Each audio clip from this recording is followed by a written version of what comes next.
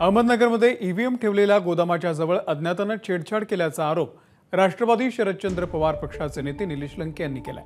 त्यावरती आता जिल्हाधिकाऱ्यांनी देखील प्रतिक्रिया दिलेली आहे।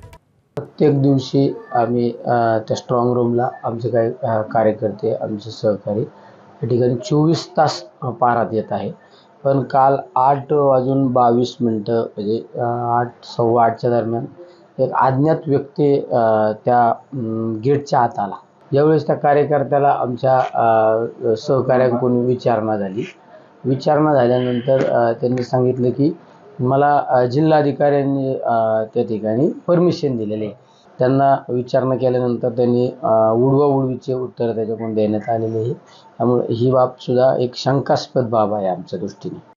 CCTVच्या एक वायर लूज झाला होता हे लक्षात आल्यानंतर तिथले CAPFचे जवान आणि तिथले आमचे ड्युटी ऑफिसर जे आहेत त्यांनी लक्षात आणून दिलं आणि इलेक्शन कमिशन मार्फत जे आम्ही प्राधिकृत केलेले आमचे वेंडर आहेत त्याला रितसर आम्ही ओळखपत्र दिलेली आहे।